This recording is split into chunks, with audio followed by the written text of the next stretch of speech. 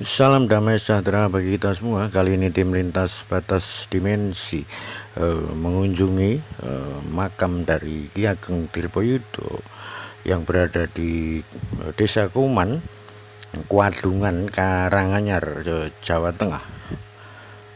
Sosok yang melahirkan atau menurunkan Trah Pakubuwono yang kedua dan seterusnya, yang menurunkan banyak tokoh-tokoh yang berkuasa khususnya di Keraton Yogyakarta.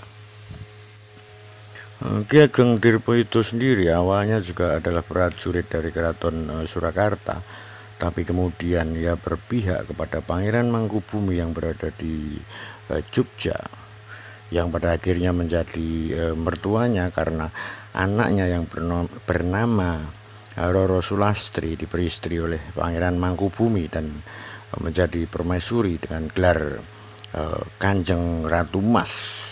Dan ada cerita tentang Kanjeng Ratu Mas sendiri, yang beliau adalah seorang wanita yang menjadi adipati perang di zaman waktu itu, mengangkat senjata melawan Belanda. Adalah keturunan juga dari Ki Ageng Tirpayuda. Nama lainnya adalah Ratu Ageng Tegarejo. Ini merupakan wanita yang sangat tangguh luar biasa, wanita pendidik yang lahir pada tahun 1735. Ini adalah sekaligus juga permaisuri dari Sultan Hamengkubuwono yang pertama, yang melahirkan Sultan Hamengkubuwono dan seterusnya, termasuk juga merupakan nenek buyut dari Yang Ontowiryo. Beliau pula yang mendirikan semacam laskar perang khusus untuk wanita yang bernama Bergodo Langenkusumo yang berada di Jogja. Semacam pasukan elit yang waktu itu terdiri dari perempuan semua untuk mengawal raja. Walaupun terdiri dari perempuan semua, namun tidak bisa dianggap remeh oleh Belanda karena dilengkapi dengan penguasaan persenjataan, baik itu laras panjang, pedang maupun keris yang sangat dikuasai waktu itu, termasuk juga banyak senjata yang dikuasai oleh pasukan ini. Terbukti waktu itu pernah memperagakan penguasaan senjata waktu Gubernur Jenderal Belanda yang itu Daendels berkunjung ke Yogyakarta pada bulan Juli tahun 1809. Para prajurit ini memperagakan berbagai macam senjata, baik itu meriam, salvo maupun laras panjang, dan menembak bagi pasukan perempuan ini yang di alun-alun Pungkuran, selatan Keraton Yogyakarta waktu itu. Dan Daendels sendiri sempat terheran-heran dan sempat terkagum-kagum oleh karena penguasaan dan kelihayan dari pasukan perempuan yang dipimpin anaknya dari Eyang Tirpayuda tersebut. Beliau juga terkenal kealimannya. Kalau kita telisik, Ki Ageng Tirpayuda sendiri adalah putra dari Ki Ageng Datuk Sulaiman yang sering disebut juga sebagai Kiai Sulaiman Bekel, yang lahir sekitar tahun 1601.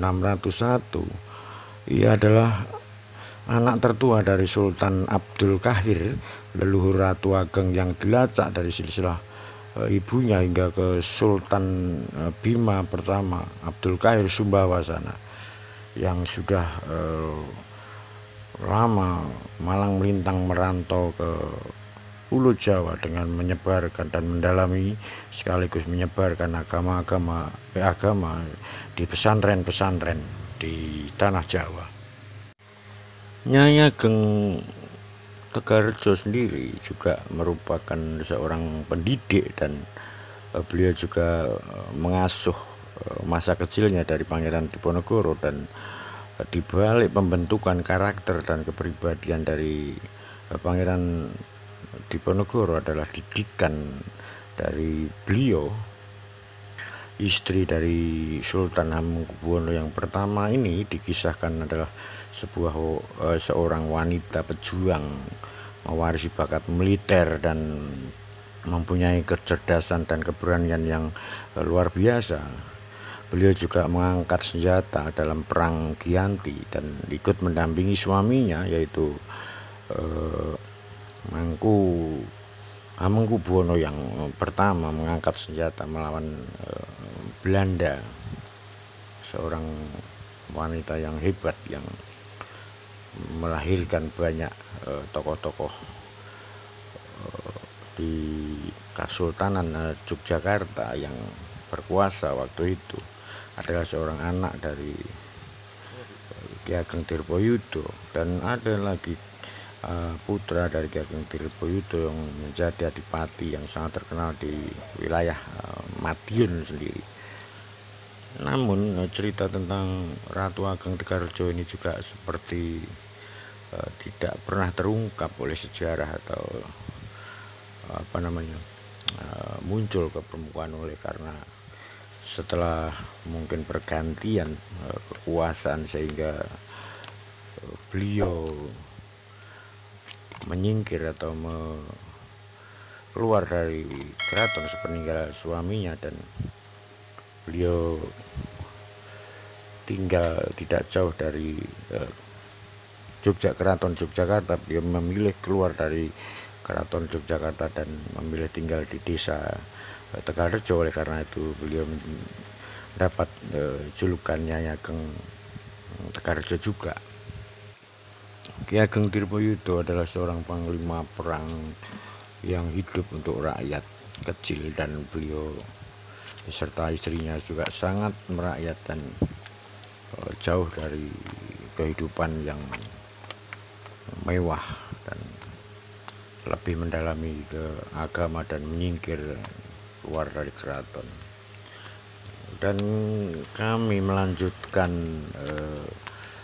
perjalanan setelah keluar dari makam Ki Ageng Tirtayuda untuk menuju ke sebuah sendang di tengah hutan karet, masih di sekitar lokasi desa Kuadungan. Sendang yang konon cerita dari masyarakat setempat sering ada penampakan ular berkepala manusia atau perempuan yang orang di sekitar menyebutnya sendang blorong. Kami berdua menyusuri hutan karet yang masih belum begitu besar pohonnya, dan dulu di sendang ini merupakan sebuah telaga yang besar dan airnya banyak menggenang. Sudah puluhan tahun yang lalu. Namun sekarang sendangnya sudah rawanya sudah tidak ada. Dulu merupakan sebuah rawa, tidak hanya sendang.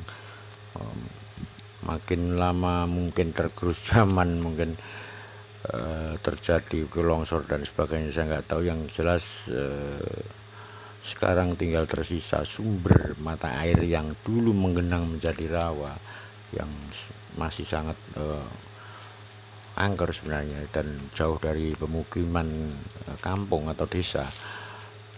Paling dekat sekitar 300-400 meter dari rumah penduduk terdekat, dan kami mengalami keganjilan di saat kami mau meditasi, kami mau explore lah gitu. Tiba-tiba lampu kami mati, dan itu terjadi beberapa kali. Padahal lampu ini yang saya beli masih baru, dan sebenarnya banyak suara-suara yang di sekitar Sendang ini yang terdengar, dan karena tidak terjangkau oleh alat komunikasi kami sehingga tidak masuk, karena kami hanya dadakan menggunakan handphone saja untuk merekam, dan lain kali mungkin akan saya datangi lagi. Saya senang dengan hal-hal yang bersifat penasaran, dan saya akan suatu saat akan temukan dan akan saya pecahkan misterinya yang sebenarnya juga ada penampakan yang tidak bisa terekam karena kami menggunakan hanya kamera handphone saja. Suatu saat akan kembali dengan peralatan yang lebih canggih lagi. Kami penasaran, kami mempunyai jiwa-jiwa petualangan yang sangat tinggi. Jadi semakin kami penasaran, semakin kami cari, dan setelah kita menemukan apa dan siapa, itulah kepuasan batin kami. Dan ini Sendangnya berada di tengah hutan, dan ada sungai besar, dan ada kali tempurannya yang sering dipakai untuk orang-orang Semeti, Kungkum, Topo Kungkum.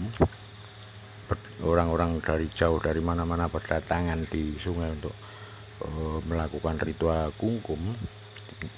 Di setiap harinya juga selalu ada orang-orang dari jauh, dari mana-mana, dengan keperluan-keperluan masing-masing. Dan sebenarnya kami juga setelah ini melakukan ritual kungkum, namun keterbatasan lampu, kami tidak membawa serep sehingga kami tidak bisa meliput. Dan kami akan datang kembali, akan mencari tahu apa yang ada di sekitar sini, dan pasti kami akan menemukan